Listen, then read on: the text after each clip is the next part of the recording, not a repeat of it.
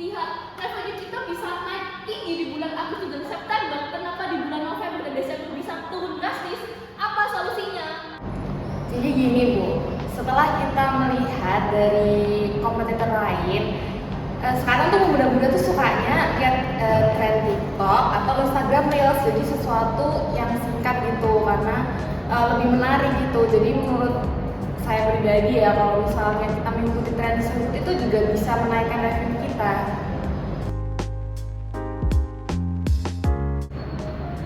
Menurut kamu gimana nih untuk tren promosi ini? Nah kan kita udah di TikTok, terus kita juga dari Reel. Nah di TikTok kita tuh harus fokus ke kayak dance challenge, terus kayak konten a day in my life, jadi yang kayak lebih happy gitu loh, terus orang-orang juga bisa ikutan. Oke, terus kalau yang ini?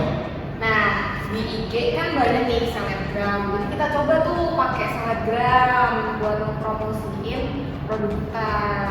Oh, wah oke.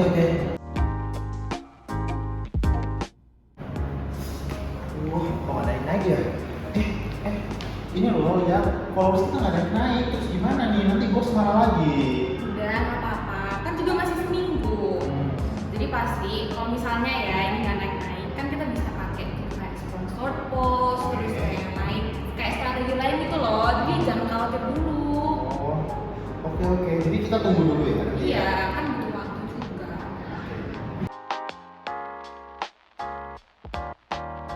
Perilaku-perilaku pada adegan sebelumnya itu bisa disebut dengan proactive behavior atau perilaku proaktif.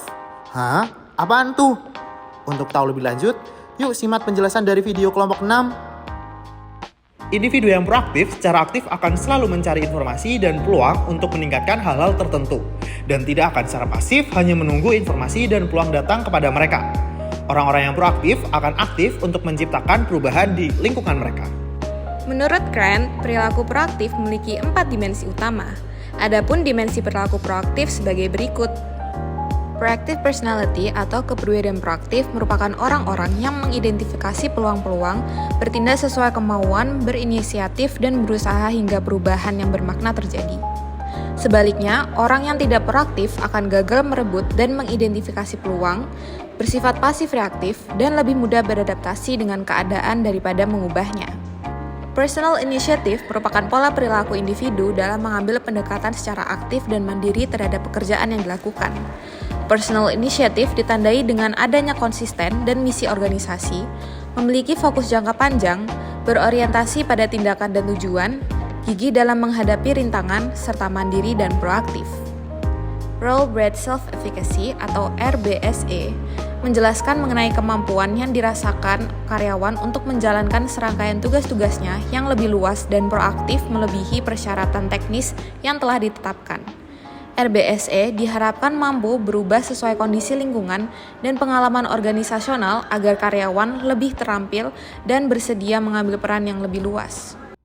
Taking change, konsep dari Morrison dan Phelps yang menjelaskan mengenai upaya konstruktif karyawan untuk membawa perubahan fungsional di pekerjaan.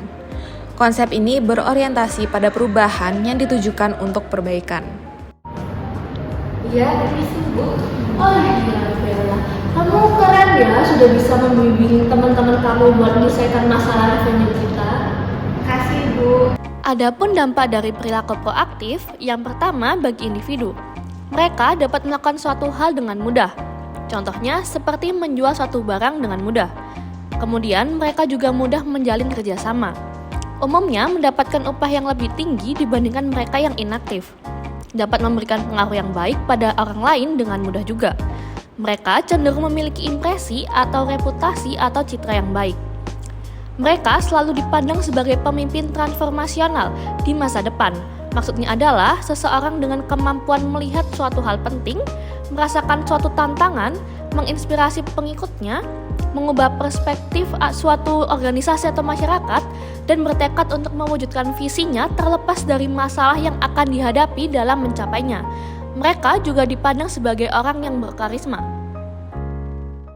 Bagus, ini revenue-nya bisa dipertahankan terus biar nantinya di triwulan berikutnya bisa terus naik ya.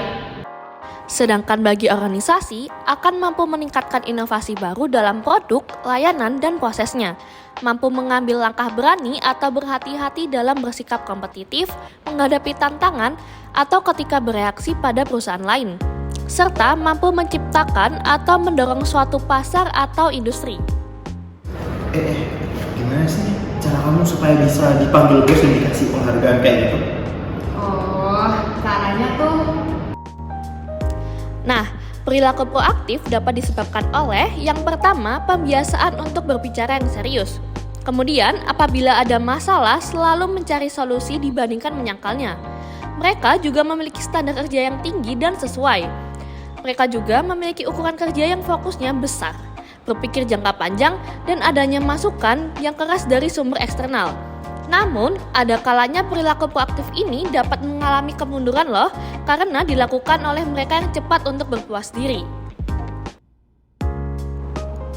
Oke, gimana nih? Udah paham belum sama perilaku proaktif?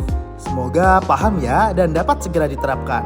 Terima kasih telah menonton video ini dan sampai jumpa di lain kesempatan.